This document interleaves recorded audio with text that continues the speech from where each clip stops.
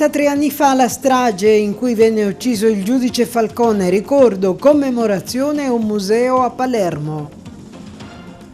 L'avvocato Fiorello Di Mauro non è sottoposto a indagini per ipotesi corruttive né gli si contesta di avere ricevuto tangenti o qualsiasi altra utilità. Raduno nazionale dei Vigili del Fuoco ad Agrigento, convegno su sicurezza sul lavoro. Interessante e innovativo progetto per Agrigento, capitale della cultura, che coinvolge esperti tra scienza, arte e aromaterapia della società Airone e Saieva Onlus. Domenica e lunedì Realmonte al voto per il rinnovo di sindaco e consiglieri. Operazione Dirty Mood della Guardia Costiera, sequestrata l'area di stoccaggio dei rifiuti di Contrada Caos. Il coro Santa Cecilia organizza il concerto per la pace, il messaggio affidato alla grande musica. E per lo sport sabato la presentazione alla stampa dell'Atletico Agrigento, nuova società calcistica.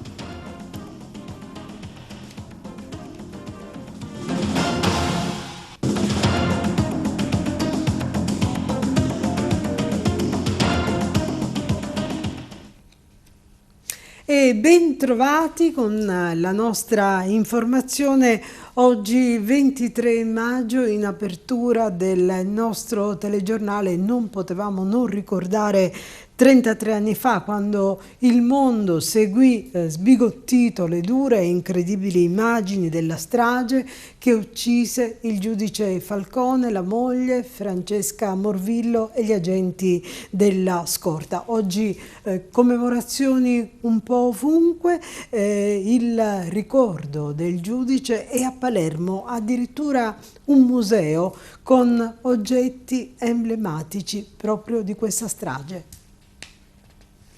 Era il 23 maggio del 1992 quando un'enorme carica di esplosivo venne fatta esplodere al passaggio delle auto del giudice Giovanni Falcone e di quelle degli agenti della sua scorta. Nella strage di Capaci, per mano di Cosa Nostra, persero la vita, oltre a Falcone, sua moglie Francesca Morvillo e i 3 agenti della scorta, Vito Schifani, Rocco Di Cillo e Antonio Montinaro. Palermo oggi commemora il devastante attentato con la manifestazione ufficiale della Fondazione Falcone, presieduta dalla sorella del giudice, Maria Falcone, e quella alternativa organizzata da diverse associazioni. Intanto viene fuori la notizia che secondo la procura e il GIP di Caltanissetta, Santi Bologna, la cosiddetta pista nera non ha trovato riscontri. Nella fase ideativa ed esecutiva dell'attentato a Giovanni Falcone, la destra eversiva non avrebbe avuto alcun coinvolgimento. Un esito giudiziario quasi scontato, che arriva alla vigilia delle commemorazioni per l'eccidio di Capaci, in cui persero la vita il magistrato e gli agenti della sua scorta. E nel 33esimo anniversario della strage di Capaci, apre a Palermo il museo del presente Giovanni Falcone e Paolo Borsellino, che avrà sede a Palazzo Jung a Palermo. Uno spazio espositivo, curato dal direttore del museo Alessandro De Lisi, nel quale si trovano oltre alla bicicletta di Paolo Borsellino, anche la poltrona di Giovanni Falcone, la sua penna preferita e le agende, dove sono ben visibili anche gli appunti personali. Uno dei pezzi rari è la fotocopiatrice usata nel maxi processo. Al fianco delle agende c'è anche la sveglia che il capo scorta di Falcone, Antonio Montinaro, riponeva sempre in tasca. In un ripiano, poi, è possibile anche vedere una piccola parte della vasta collezione di papere di Giovanni Falcone. Parliamo adesso dell'inchiesta su appalti e tangenti relativa al progetto sul rifacimento della rete idrica, che vede indagati tra gli altri anche l'ex assessore all'energia, l'acqua e rifiuti Roberto Di Mauro.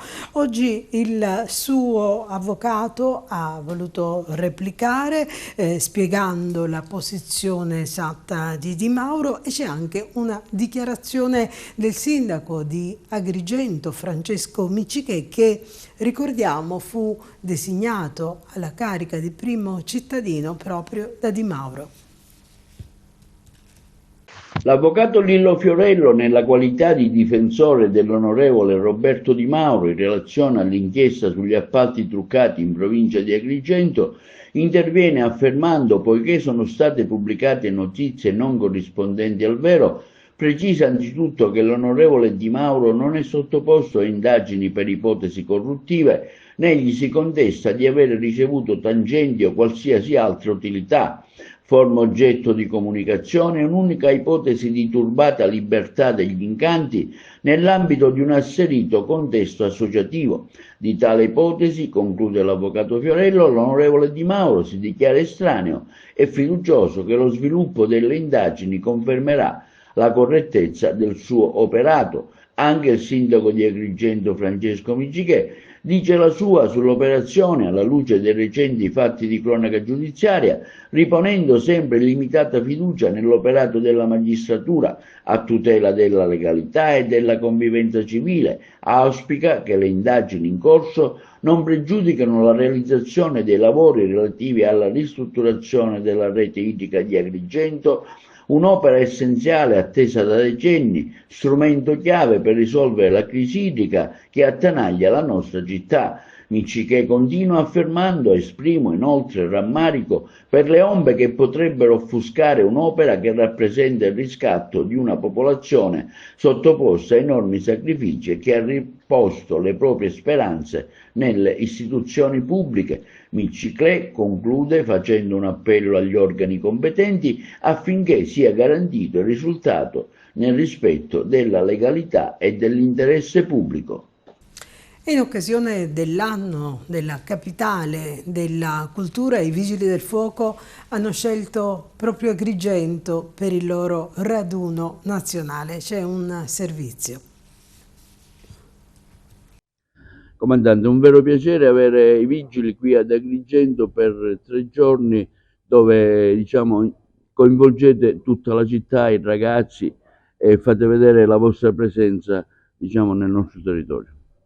Lei cita un vostro piacere, io direi un nostro onore. Il raduno sarà in questi 3 giorni. Noi come Vigili del Fuoco, come Comando di Agrigento, come Direzione Regionale Sicilia, il collega qui accanto a me, e come Corpo Nazionale ci siamo 365 giorni l'anno. Ha già detto la collega, la dottoressa D'Asta dell'associazione, svolgiamo soccorso, ma crediamo tantissimo alla sicurezza in senso lato e quindi alla prevenzione. Questo è un consesso, questo odierno è un consesso, un seminario che vuole ragionare in cultura della sicurezza, termine sicurezza non per gli addetti ai lavori, ma per chi ha bisogno di sicurezza. Quindi oggi in un seminario con relatori Spresal, INAIL, Corpo Nazionale, Ordine degli Ingegneri, discuteremo della sicurezza negli ambienti di vita, quindi casa, scuola, lavoro. La sicurezza è anche un elemento tangibile, in modo che le nuove generazioni abbiano consapevolezza che possano cogliere l'opportunità, l'importanza di vivere in un mondo sicuro. Praticamente da oggi stiamo vicini alla popolazione di Agrigento come associazione nazionale e come corpo nazionale. Praticamente questo raduno della NVVF è stato voluto anche perché, dato che Agrigento è città della cultura 2025, abbiamo preferito portare la nostra partecipazione anche a questo evento.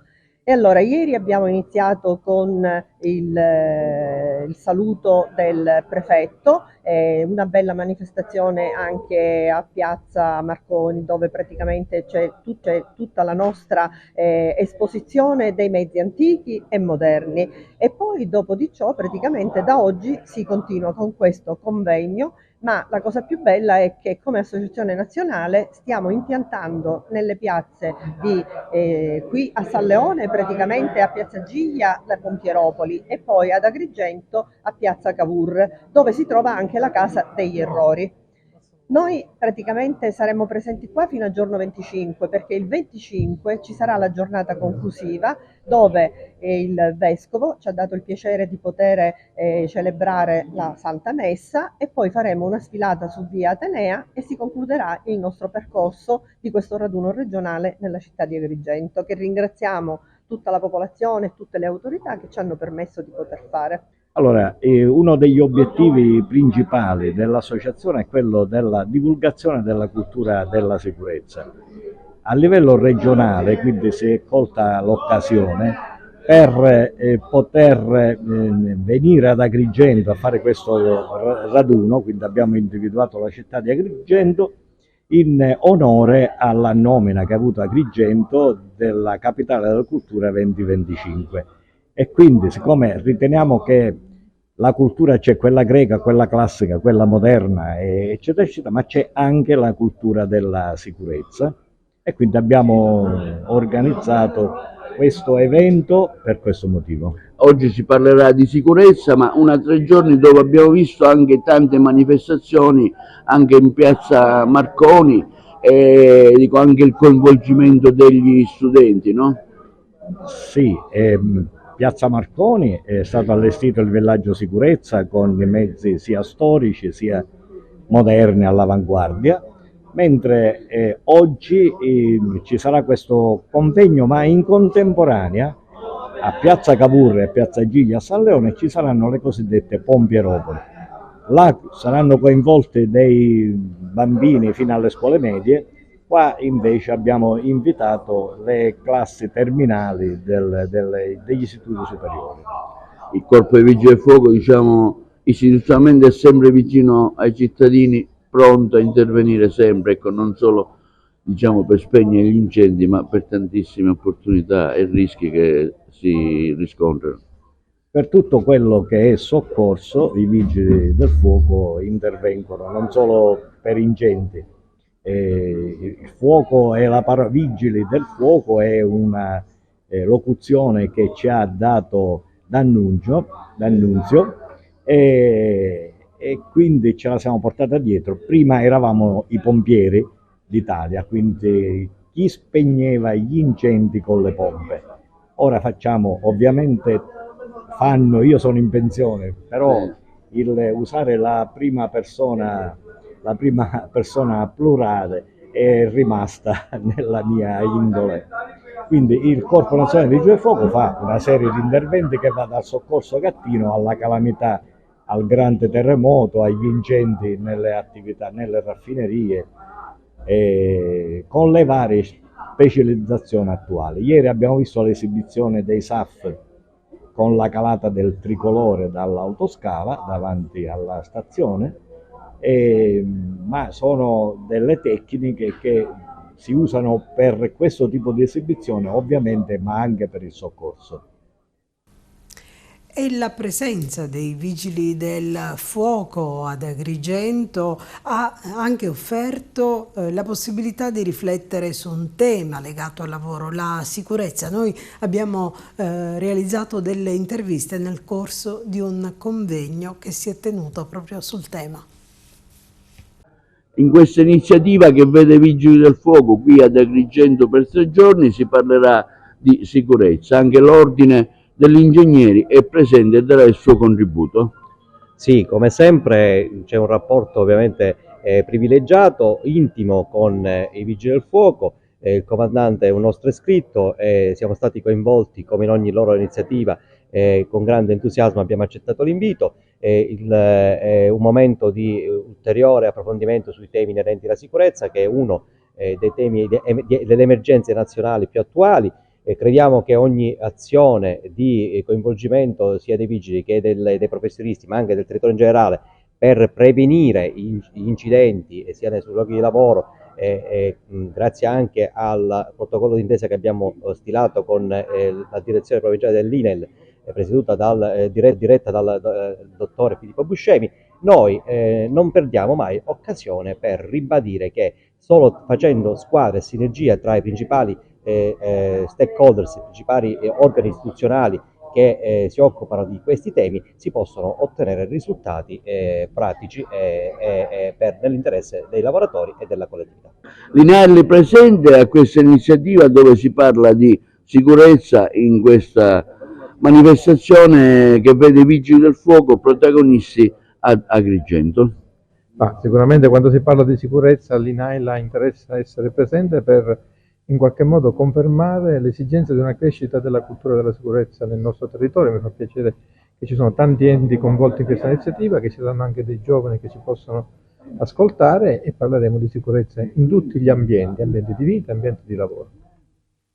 Ancora Agrigento, capitale della cultura, il primo progetto che è stato approvato e finanziato ed è partito, la Via degli Aromi, una interessante iniziativa che vediamo in queste immagini e in queste interviste. La Via degli Aromi oggi, 22 maggio, qui presso la Villa Genuardi, un'interessante serie di iniziative, il potere delle piante e erbe aromatiche nella cosmesi naturale. Sì, oggi abbiamo il piacere di poter ospitare come primo tema intanto di dare l'avvio a questo importante progetto, selezionato appunto per Agrigento, capitale della cultura, da parte del Ministero, ed in ogni caso di dare avvio con la professoressa Maggio, che è un docente dell'Università di Palermo, che ci illustrerà, ci farà vedere molto ampiamente la trasformazione di un'erba aromatica in olio essenziale.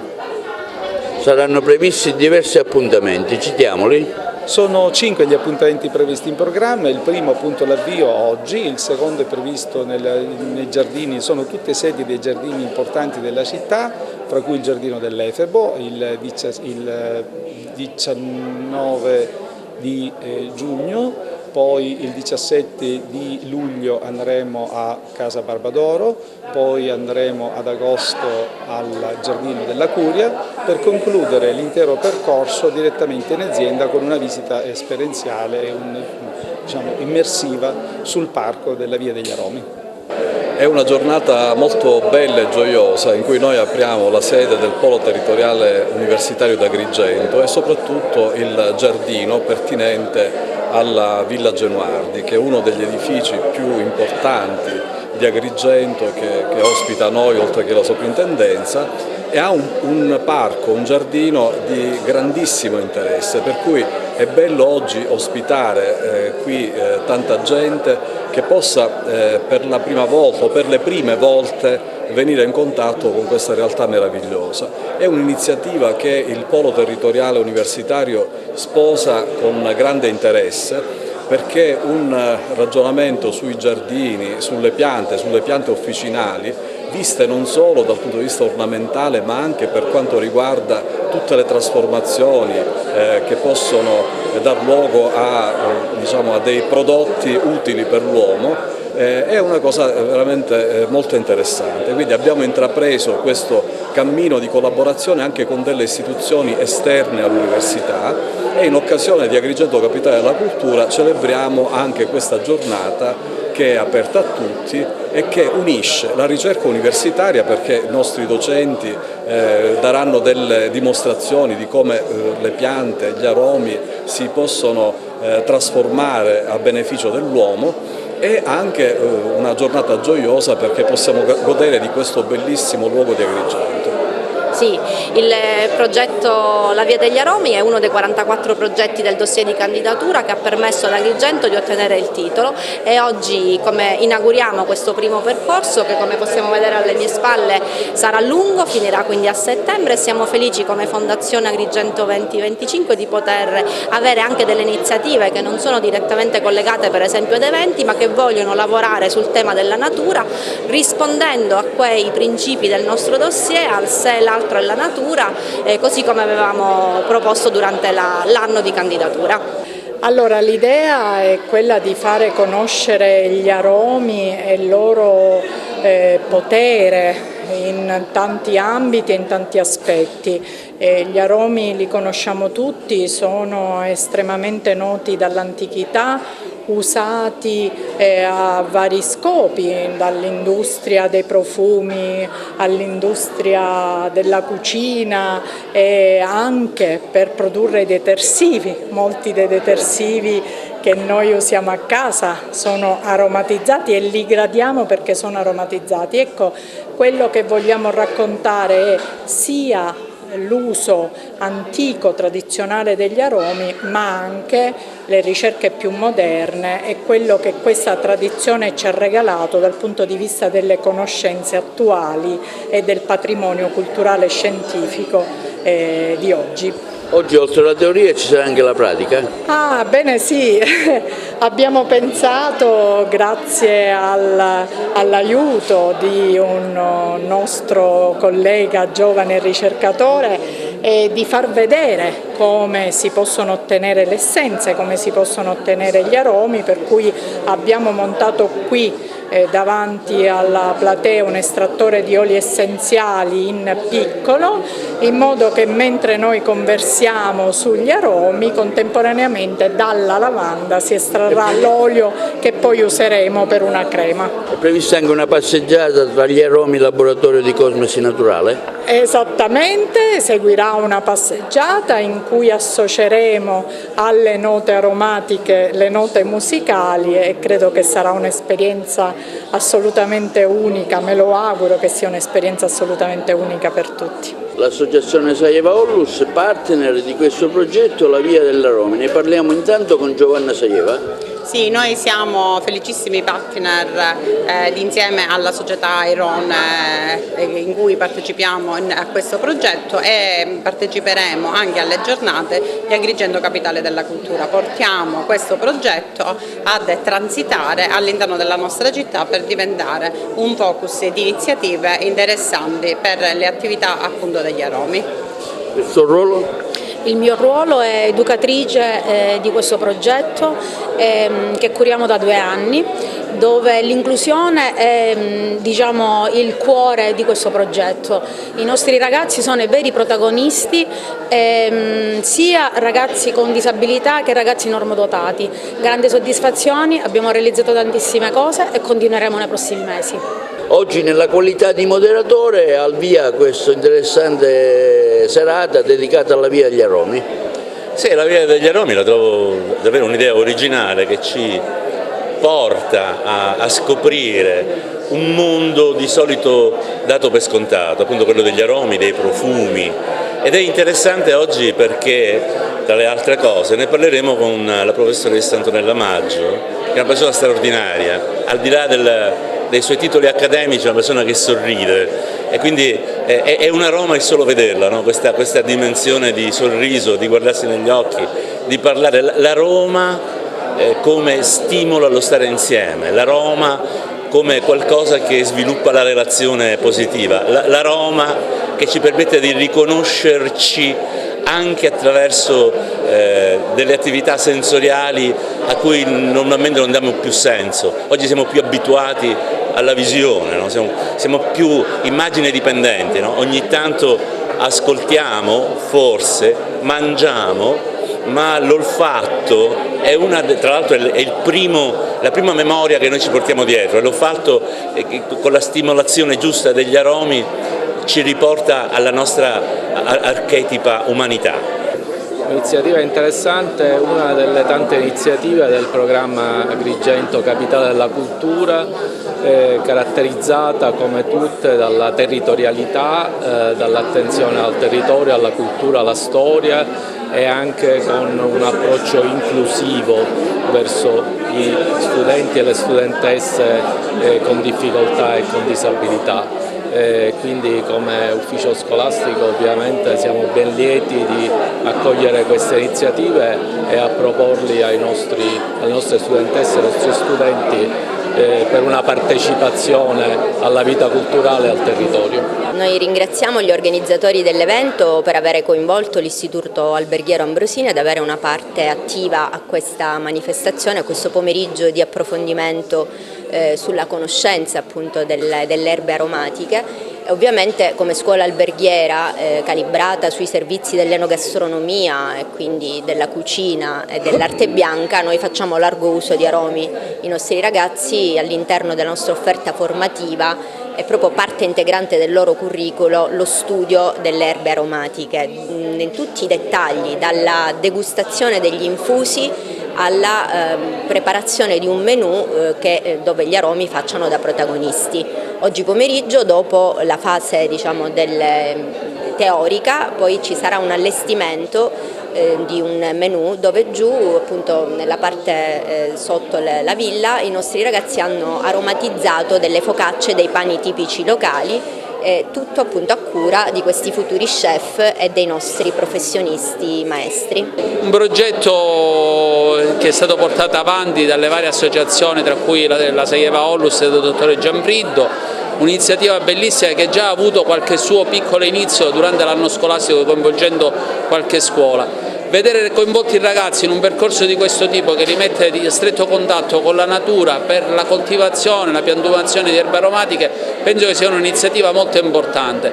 I ragazzi hanno troppo spesso perdono il contatto col territorio e con la natura, quindi ben vengano iniziative di questo tipo che ricollegano con tutto ciò che ci circonda i nostri ragazzi.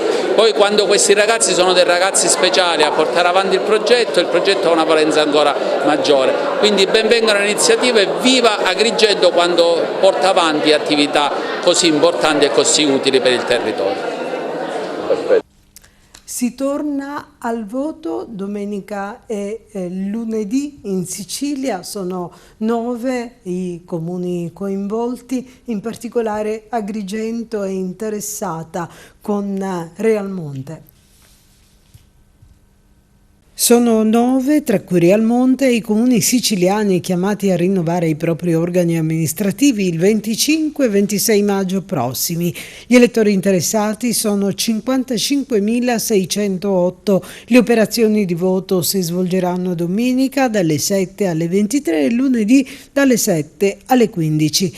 Ad essere interessati all'elezione del sindaco e dei componenti dei consigli comunali sono i seguenti comuni, tutti commissariati: Realmonte, come detto, in provincia di Agrigento, Montemaggiore Belsito e Prizzi nel Palermitano, Solarino in provincia di Siracusa, Favignana nel Trapanese, mentre in provincia di Catania sono chiamati alle urne Castiglione di Sicilia, Palagonia, Radusa e Ramacca. Solo in uno, a Palagonia, i seggi saranno assegnati con il sistema proporzionale poiché gli abitanti sono più di 15.000. In tutte le altre amministrazioni si voterà con il maggioritario. L'eventuale ballottaggio è fissato per domenica 8 giugno, sempre dalle 7 alle 23 e lunedì 9 giugno dalle 7 alle 15, in coincidenza con la tornata referendaria. Il via libera del Ministero dell'Ambiente è stato comunicato dal Vice Premier e Ministro delle Infrastrutture e Trasporti Matteo Salvini dopo che il suo Ministero, il MIT, ha ricevuto la notifica della decisione finale. Una notizia di straordinaria importanza, un altro fondamentale passo in avanti, la definisce il leader della Lega. Il via libera è arrivato dalla cosiddetta Commissione Via, composta da esperti per la valutazione dell'impatto ambientale. In particolare la Commissione aveva deciso di approfondire l'incidenza ambientale di 3 specifici siti, considerati inizialmente a rischio di impatto non mitigabile. È quindi stata chiesta ulteriore documentazione alla società Stretto di Messina. Esaminati i dettagli del progetto è poi arrivato il via libera. Di fatto l'iter appare ora spianato per l'esame definitivo del progetto esecutivo da parte del CIPES prima di entrare nella fase operativa. Adesso, dopo l'impegnativo lavoro svolto dalla Commissione di Via del Mase, sarà possibile da parte del Mase attivare le comunicazioni all'UE previste dalla direttiva Habitat, dice l'amministratore delegato della società Stretto di Messina, Pietro Ciucci, che già qualche giorno fa aveva dettato il cronoprogramma prevedendo questo passaggio entro fine maggio. Un altro fondamentale passaggio completato che avvicina il progetto del ponte all'approvazione da parte del CIPES, ha aggiunto Ciucci. Mai nella storia del ponte era stato raggiunto un traguardo così importante. E adesso ci fermiamo per la pubblicità e torniamo subito dopo con altre notizie. E c'è stata una operazione della Guardia Costiera, si chiama Dirty Mood, e ha sequestrato l'area di stoccaggio di rifiuti sita in Contrada Caos. Arturo Cantella ci racconta tutto. Le attività investigative avviate lo scorso settembre hanno permesso di accertare che i fanghi provenienti dall'attività di dragaggio del porto di Trapani, trasportati a Porto Empedocle tramite 2 draghe all'interno dell'impianto di sediment washing, di una società capogruppo aggiudicataria dei lavori non subivano, se non in minima parte, nessun trattamento prima dello stoccaggio e il successivo conferimento in una discarica di Agrigento. L'operazione, denominata Dirt Mud, è stata condotta dal personale militare della Capitaneria di Porto, Guardia Costiera di Porto Empedocle, con il coordinamento della Procura della Repubblica di Agrigento, in seguito a una mirata attività di indagini in materia ambientale nell'ambito dei lavori di dragaggio dell'avamporto dell'area di ponente dello sporgente Ronciglio del porto di Trapani.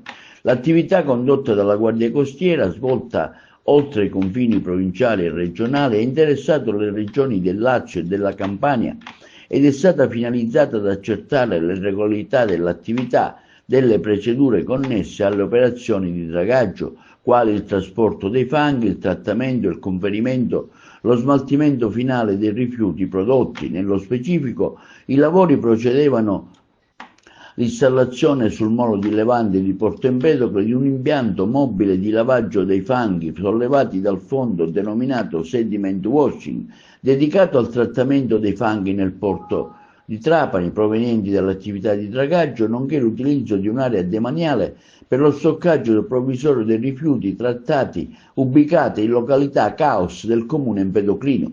Alla luce delle circostanze rilevate nella sede di indagini, i militari del comune di Porto Empedocle, della Guardia Costiera, hanno proceduto al sequestro dell'impianto di lavaggio nonché dell'area di deposito temporaneo dei fanghi di dragaggio della località Caos per una superficie complessiva di 60.000 metri quadrati in un demanio marittimo con all'interno un'ingente quantità di rifiuti speciali. Tutti i soggetti che a vero titolo si sono resi responsabili delle condotte ritenute illecite sono stati denunciati in stato di libertà alla Procura della Repubblica per frode nell'esecuzione di contratto di appalto di lavori pubblici con l'autorità di sistema portuale del mare della Sicilia occidentale, con un importo di lavori di circa 59.000 euro, al fine di garantirsi un ingiusto profitto dato dal mancato trattamento dei rifiuti fangosi e di aver effettuato un'attività di raccolta e smaltimento di rifiuti speciali, realizzando in tale modo una discarica non autorizzata in mancanza della prescritta autorizzazione.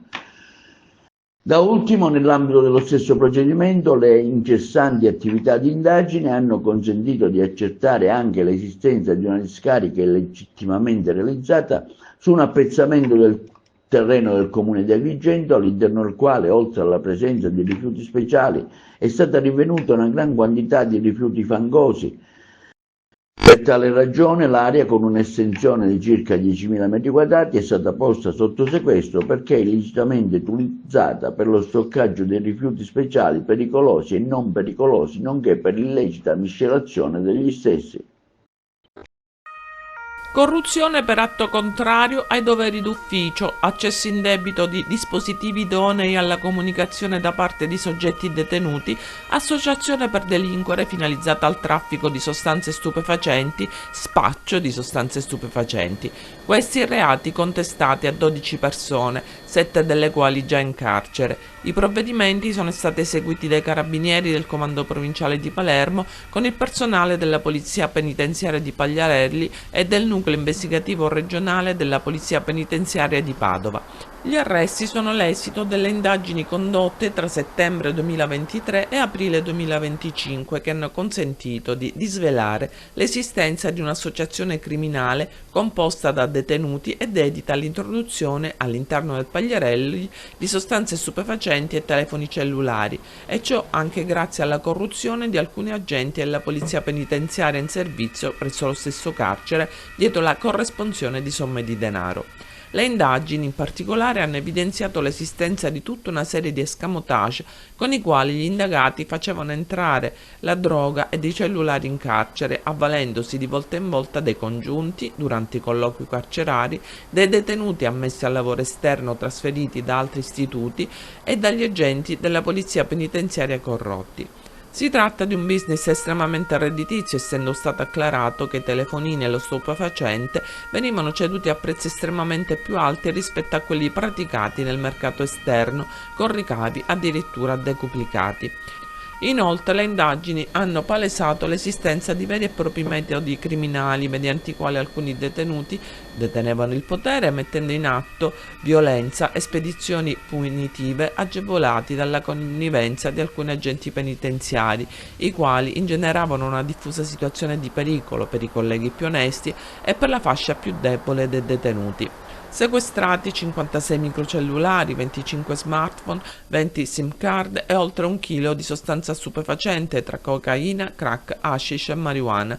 Durante le perquisizioni domiciliari eseguite nella notte, i carabinieri di Catania hanno trovato a casa di uno degli arrestati circa 5 kg tra cocaina e crack e 9.700 euro in contanti e munizionamento per una pistola calibro 7,65. A Palermo, a casa degli indagati, trovati 120 dosi tra hashish e marijuana e 1.200 euro in contanti. Arrestato in flagranza di reato per detenzione ai fini di spaccio il figlio 25enne di uno degli indagati, destinatari della misura cautelare.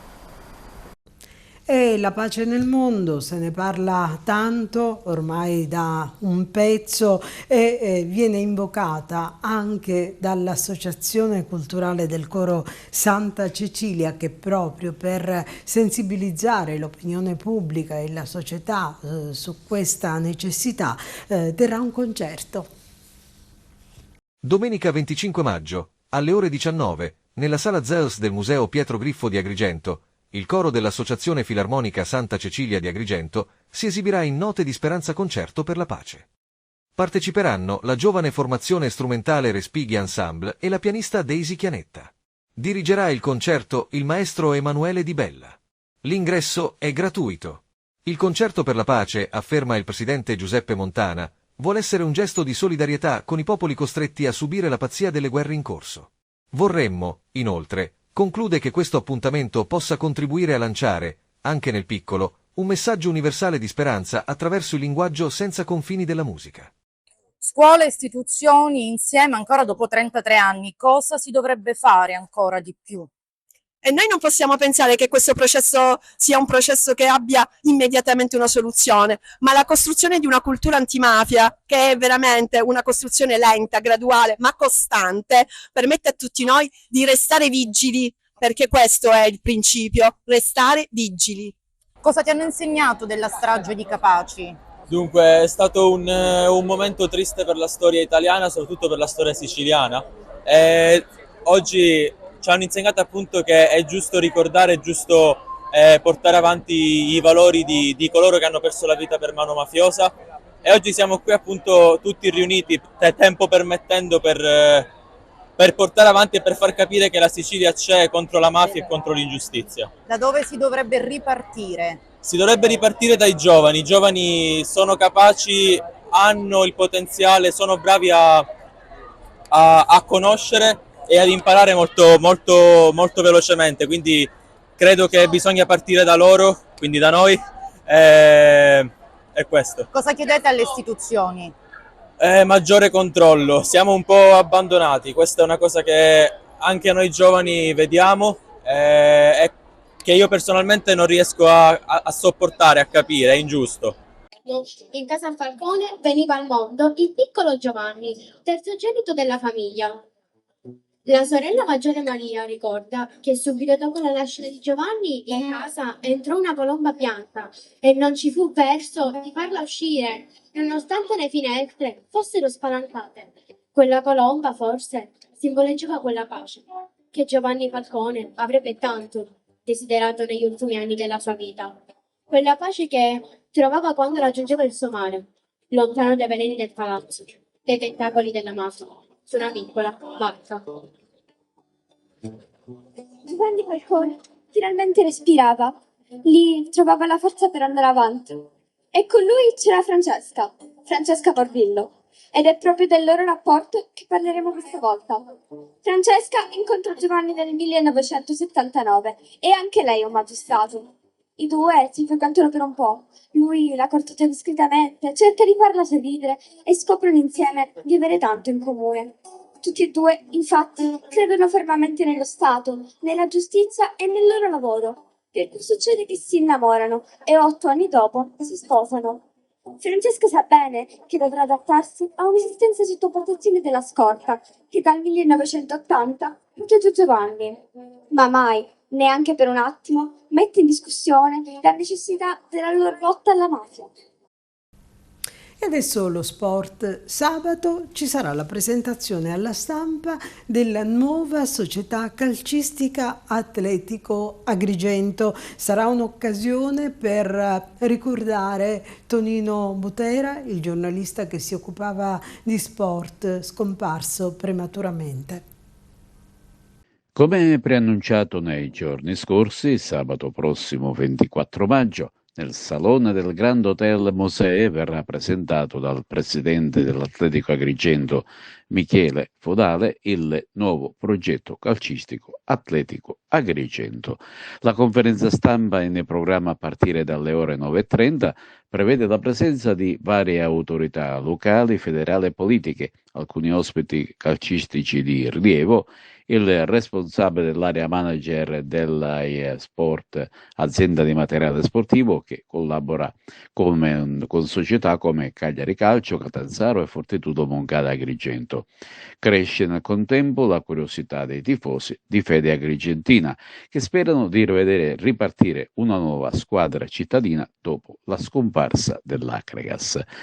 Intanto, sempre sabato prossimo 24 maggio, però a partire dalle ore 16, allo stadio Totorusso di Aragona ci sarà la finale Memorial Tonino Butera Under 17 che vedrà in campo Ribera e Muxar.